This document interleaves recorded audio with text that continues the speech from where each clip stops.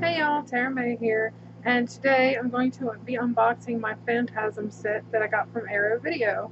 There are two Phantasm sets out currently right now. This includes all 5 of the movies because there is a newer one called Ravager. Um, but I went with the Arrow one mostly, and I know some people will say it's gimmicky, but it has the Phantasm ball, and that's something that I've always kind of wanted. My brother, he has the old DVD set that comes in the Phantasm ball little display thing, and I believe that it is also from the UK, like this set is. Now, I know a lot of people are very pleased with the other one, and there's nothing against the other set. I was sold on the gimmick. I don't have much, movie-wise, it's too gimmicky, as they would call it, but I really wanted this set. Phantasm is a really intriguing little series of movies. In a way, there are times that maybe they don't make the most sense. They're very mysterious and very tense and sometimes just brutal. But that being said, even though there's a lot of twists and turns in the plot that sometimes leave you wondering, it is a very good series, very classic horror, that late 70s, and yeah, it's definitely a must for a lot of horror fans to see. Most of you probably have seen it. I am very ecstatic that it came to Blu-ray and that it got such nice releasings. I'm glad that more than one person decided that it was worth such a great releasing. I've seen Don Coscarelli unbox the other one, but I'm going to unbox this one for you, and I finally got it today. Some people already have theirs, so I was a little mad I had to wait on mine, but oh well. Okay, so it's in this box. Not very big, but there's only 5 movies, so I don't know. I did cut it open. I just didn't peek inside yet, so I didn't move the sales slip. A little bit of bubble wrap. Alright. Oh, and there's a box inside here. So let's see. Get this out without making a clutter.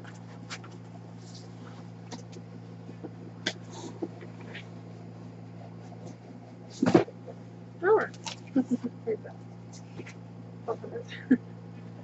Okay. So we got another box here. And get a nice peek at the set. This is pretty nice that they put that in 2 different boxes and stuff like that. Keep it nice and safe. You can see the back of the box tells you everything that's in it. If this one doesn't scare you, you're already dead. And limited edition special features. I like how they spelled it with the PH, like for Phantasm. All 5 Phantasm movies together on Blu-ray. Limited edition bonus disc featuring exclusive features. English subtitles for the deaf and hard of hearing for all films. Exclusive 152-page book with new writing on Phantasm universe from Kim Newman and Bill Akerman, alongside a wealth of archival material, all fully illustrated with original stills and posters. Replica Phantasm Sphere. Limited edition packaging with newly commissioned artwork by Gary Pullen. Phantasm 1979, the 2016 remaster. The Los Angeles premiere experience. Join the audience of die-hard fans as they experience the restored classic for the first time. Audio commentary with director and writer Don Coscarelli and actors A. Michael Baldwin, Bill Thornbury, and Angus Scrimm. Reflections of Fear, Realizing Phantasm, brand new featurette. Q&A panel from the 2016 Los Angeles premiere of Phantasm Remastered and Phantasm Ravager, and from the 2016 Austin premiere of Remastered, behind the scenes with optional audio commentary, a 1979 TV interview with Don Coscarelli and Angus Scrimm, deleted scenes, original trailer, TV, audio, and radio spots. Still gallery.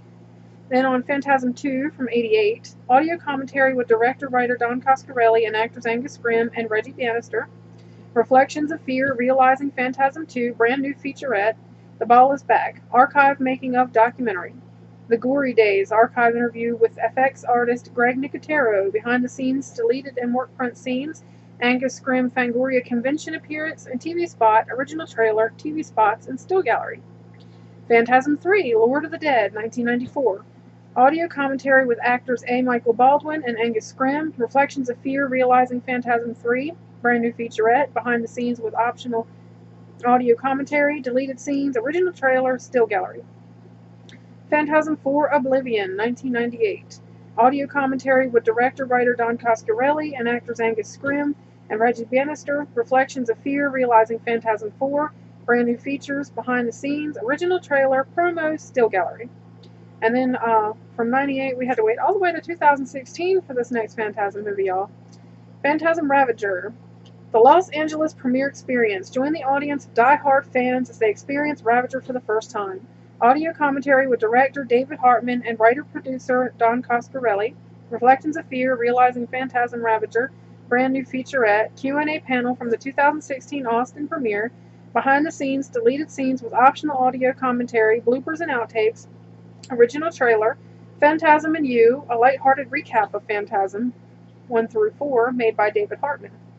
And the bonus disc. Phantasmagoria, a feature-length documentary covering Phantasm 1 through 4, Phantasmagorical Mystery Tour, location tour hosted by Reggie Bannister. Tall Tales featurette with star Angus Scrimm. Dear Angus, a tribute to Angus Scrimm, a longtime friend of the collaborator Kristen Deem. Phantasm Genesis featurette looking at some of the key stunt sequences from the series. Fandom featurette looking at enduring nature of Phantasm fandom. So, there you have the extensive list of multiple features. And let's get a good look at this whole box here, because I love it. It looks like a marble piece right out of the Morningside little cemetery, little crypt area, the mausoleum, whatever you call it.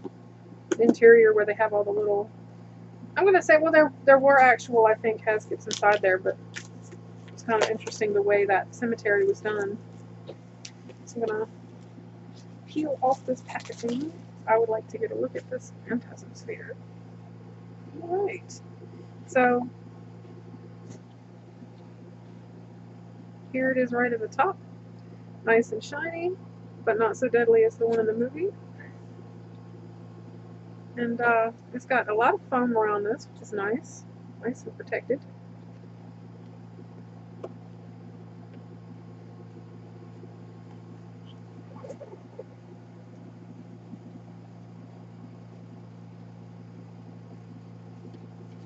So it looks like maybe there's some assembly required.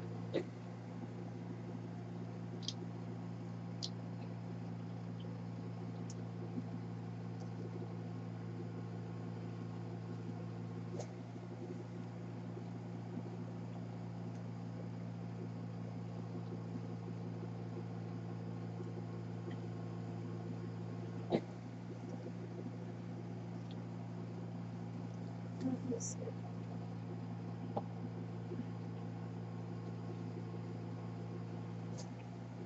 They don't go in very easily, so you gotta put the little, there we go.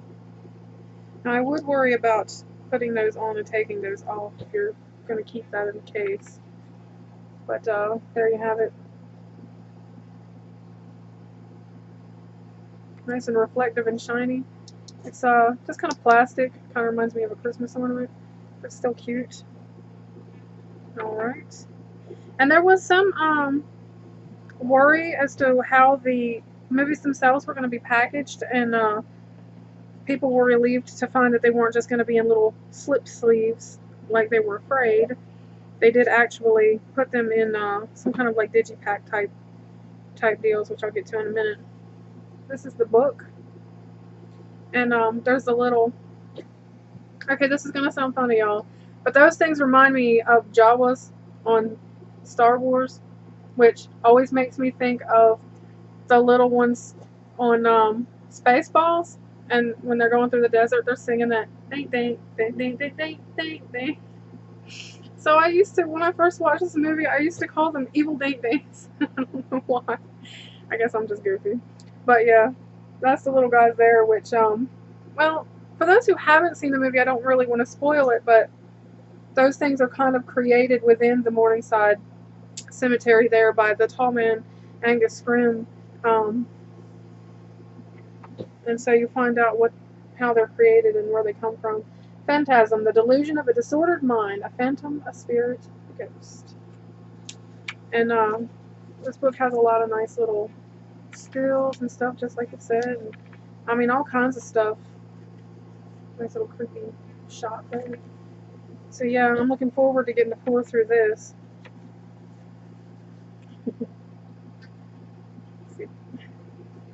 Alright. So the movies. Well, I know the other set, they have reversible covers, where you can use the classic covers, or you can switch them to ones that just kind of have the balls, and they have, like the numerals or whatever on them.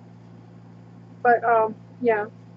I'm glad that these weren't just in like a sleeve or on like a spindle. I don't know about y'all, but I've got a lot of box sets of stuff that the movies or the seasons, TV seasons, are all on like a flimsy spindle, and I hate that. So, Phantasm 2. It looks like pretty much the same art on the inside of them. Phantasm 3.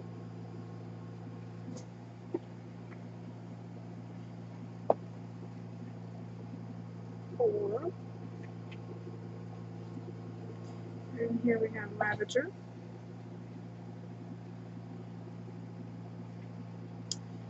And this would be the bonus disc. Nice picture on that.